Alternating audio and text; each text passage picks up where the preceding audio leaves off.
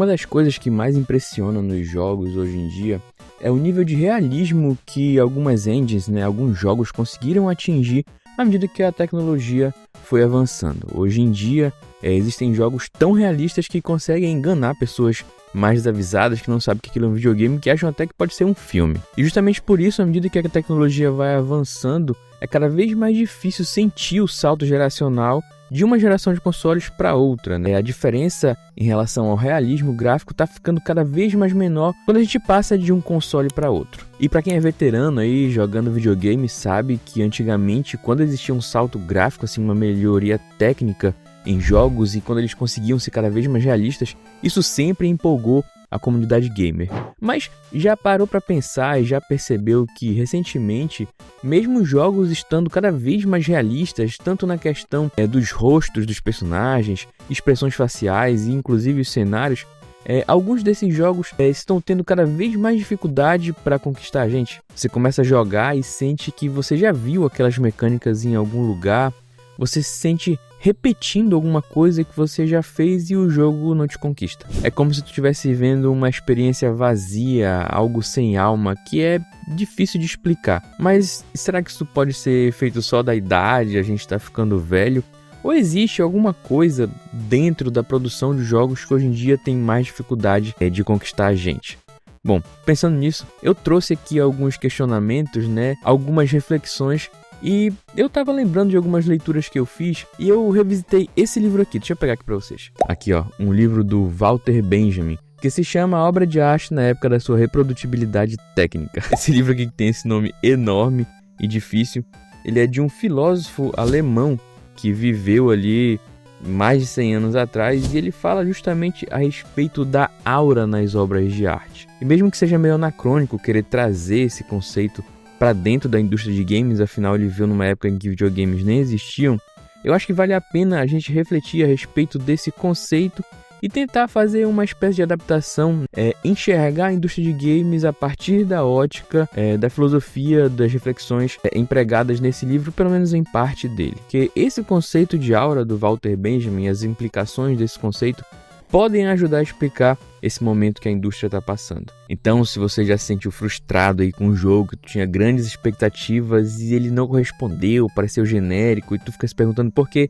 alguns jogos marcam tanto e outros são mais descartáveis, fica até o final que eu acho que esse vídeo vai te ajudar a entender ou pelo menos esclarecer as ideias a respeito desse assunto. Vamos lá.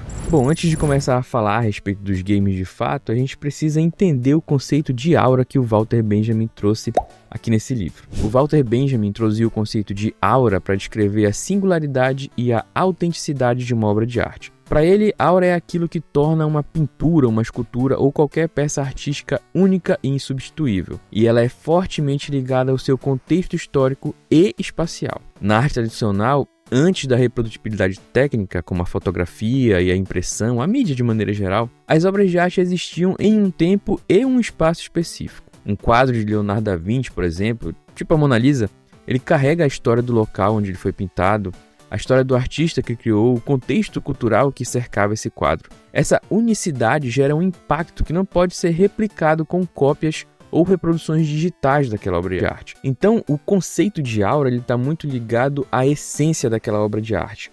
Onde ela surgiu, quem fez, por que fez, como fez, as intenções do autor da obra, que pintou um quadro, que escreveu um livro, enfim. E esse conceito está muito ligado a uma arte um pouco mais antiga, digamos assim. Talvez esteja falando uma besteira aqui, não sou filósofo, mas o que dá a entender é que à medida que a gente consegue reproduzir em larga escala essa obra de arte, a aura meio que vai se perdendo. É por isso que o Walter Benjamin critica um pouco o cinema, porque ele massificou as obras de arte. E ele não deixa, claro, de entender e dizer, e relatar de fato, que a massificação, a possibilidade de reproduzir em larga escala, ele, claro, difundiu e garantiu o acesso para mais pessoas a obras de arte, mas ao mesmo tempo ele diminui essa aura, diminui a essência da obra, digamos assim. Essas cópias desenfreadas que hoje é possível se fazer, aliás, naquela época já era e hoje mais ainda, eles reduzem a carga de aura, a carga da essência da obra de arte, digamos assim. E quando a gente chega e quando a gente traz esse conceito para os videogames, a gente pode ver que, segundo esse raciocínio do Walter Benjamin, os videogames eles meio que já nascem com uma carga de aura reduzida. Afinal, nenhuma empresa vai fazer um jogo apenas, né? Um CD. Antigamente, CD, fita, enfim, etc. Os jogos existiam apenas em mídia física. E hoje a gente tem uma reprodutibilidade muito maior graças às mídias digitais, que não são de hoje, mas você entendeu o que eu quis dizer. As mídias digitais garantem um acesso muito maior. E além disso, além das mídias digitais, a gente ainda tem os serviços de assinatura.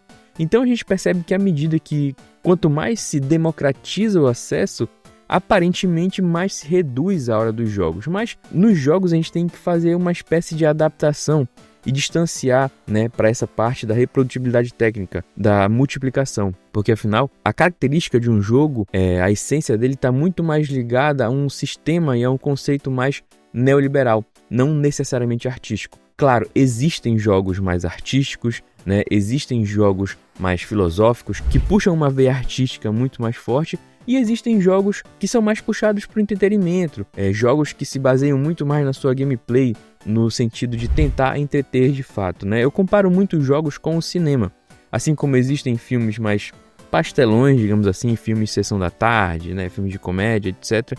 Existem filmes muito mais artísticos que valorizam mais a questão da fotografia, um enredo mais denso, questões filosóficas, debates que suscitam o raciocínio das pessoas e que tentam causar diferentes sensações, tentam despertar diferentes sentimentos. Assim também são os jogos. Existem jogos mais artísticos, existem jogos mais pastelões, que têm o sentido realmente mais de tentar entreter com a sua gameplay. Dito isso, a gente tem que adequar o conceito de aura do Walter Benjamin, trazendo esse conceito para a indústria de games. Então, se a gente aplicar esse conceito aos videogames, a gente pode ver que antigamente os jogos possuíam uma aura única, digamos assim, por eles serem diferentes, inovadores e trazerem experiências mais vívidas e memoráveis. A gente pode trazer como exemplo Super Mario Bros, que é lá de 85, quando o Mario não era apenas mais um jogo de plataforma, e sim o jogo de plataforma.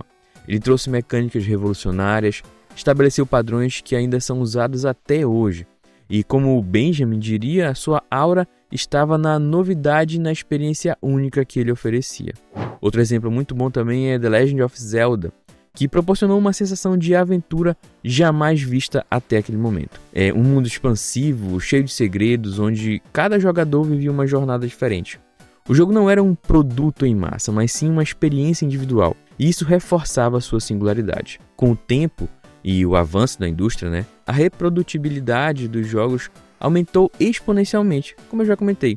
A cada ano, centenas de títulos similares são lançados, muitas vezes sem inovação, apenas repetindo fórmulas já testadas. Isso leva a uma perda da aura no caso dos games, tornando muitos jogos modernos apenas mais um no meio de tantos outros.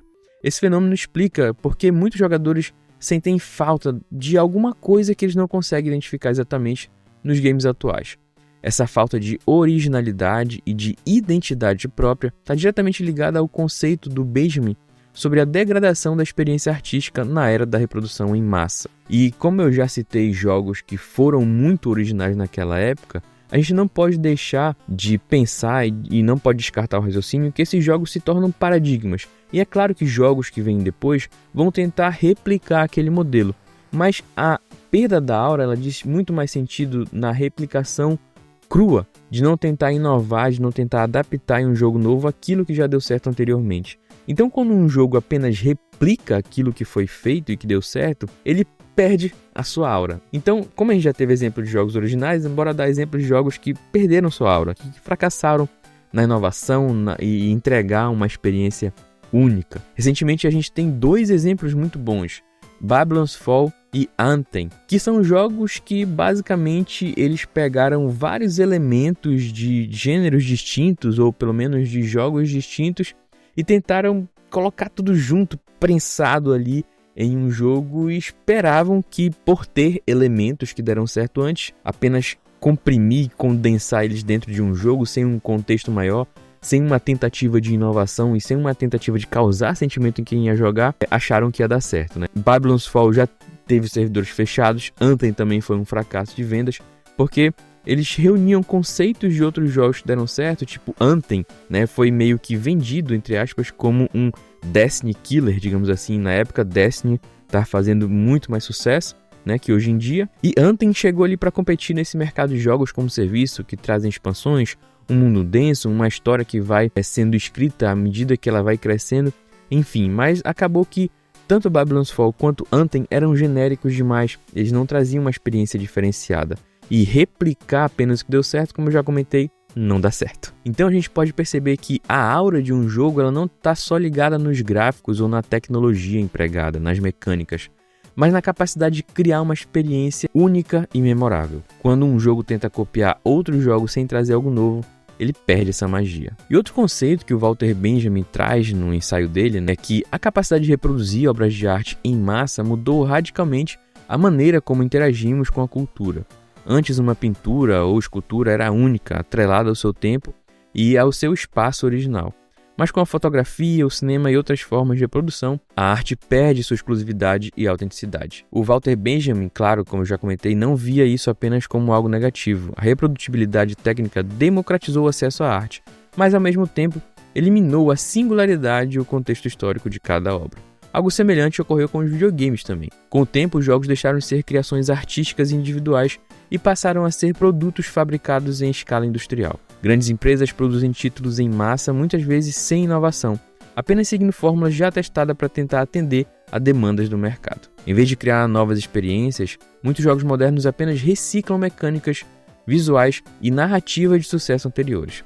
Essa produção, em muitas vezes, resulta em jogos genéricos e sem identidade própria. Outros bons exemplos de jogos que tentaram fazer isso e fracassaram são The Lord of the Rings Gollum, e aqui foi claramente um jogo que tentou capitalizar em cima da popularidade da franquia de Senhor dos Anéis, mas falhou terrivelmente. Os gráficos eram desatualizados, a jogabilidade desinteressante e uma história sem propósito. Faltava a aura de uma verdadeira experiência imersiva na Terra-média. A desenvolvedora do jogo até pediu desculpas pelo jogo, mas o estrago já estava feito. E outro jogo que tentou capitalizar em cima de uma franquia famosa foi também Umbrella Corps, de 2016, que foi criado basicamente para tentar aproveitar o nome da franquia Resident Evil, mas que se tornou um shooter multiplayer genérico sem qualquer ligação real com o universo da série. O jogo ignorou elementos de horror e narrativa pelos quais o Resident Evil é conhecido, e se transformou em mais um shooter genérico, o que irritou os fãs e os críticos também. Esses jogos são exemplos perfeitos da reprodutibilidade técnica na indústria de games. Em vez de se preocuparem com autenticidade e inovação,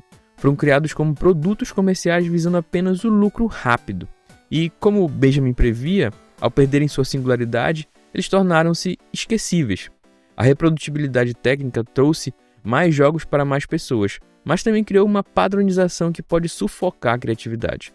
Quando a indústria prioriza fórmulas seguras em vez de riscos criativos, no final, todos perdem. Mas se a indústria de games está extremamente ligada a um universo e a uma lógica neoliberal, como é que é possível aliar o baixo risco e o retorno, ainda assim com criatividade, com inventividade, com experiências únicas? Bom, é o que eu vou tentar comentar um pouquinho agora. A resposta para essa pergunta é um pouco complexa. Como é que a gente vai salvar a aura nos jogos modernos? E existem duas frentes de ação. Uma de quem produz os jogos e a outra de quem consome. Porque mesmo que a gente não goste de admitir, os jogos são um produto neoliberal, como eu já comentei. Então eles estão extremamente envolvidos e submersos nessa lógica. E uma solução precisa atentar para isso também, tem que levar isso em consideração. Então, bora ver exemplos de jogos que conseguiram manter essa aura e de jogos que não conseguiram fazer isso e entender como isso pode ser feito dentro da lógica neoliberal. Mesmo em uma indústria, onde a reprodutibilidade técnica transforma muitos jogos em produtos descartáveis, alguns títulos conseguem preservar sua singularidade e seu impacto. Eles se destacam não apenas por sua qualidade técnica, mas porque oferecem algo genuinamente novo dentro de um mercado relativamente saturado.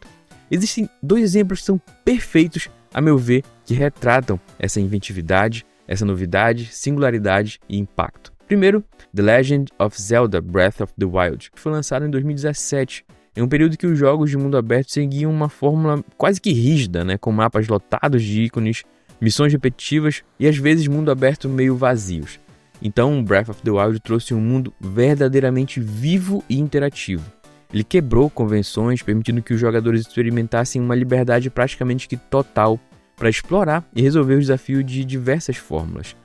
Cada puzzle tem pelo menos mais de uma forma de ser resolvido nesse jogo. E a aura dele se manteve porque não era apenas um jogo de mundo aberto, mas sim ele proporcionava uma experiência de descoberta e experimentação, resgatando a essência de aventura não apenas da franquia Zelda, mas também de jogos de mundo aberto. Não à toa, mesmo com o lançamento do seu sucessor, Tears of the Kingdom, ainda hoje Breath of the Wild é tido como um jogo que marcou época, um marco na indústria e dentro da franquia Zelda, que é enorme, dentro dos consoles da Nintendo e dentro da indústria de videogames também. Ele quebrou convenções de gênero, fazendo muito bem o que outros jogos já fizeram, mas trazendo uma novidade, um frescor. E muita gente mesmo hoje considera o Breath of the Wild muito superior ao Tears of the Kingdom pelo impacto que ele trouxe, pela novidade, pela quebra de um paradigma que já não era mais positivo. Ele é um exemplo perfeito de como trazer a aura de volta para dentro dos jogos. E outro exemplo muito bom também é Elden Ring, que saiu em 2022.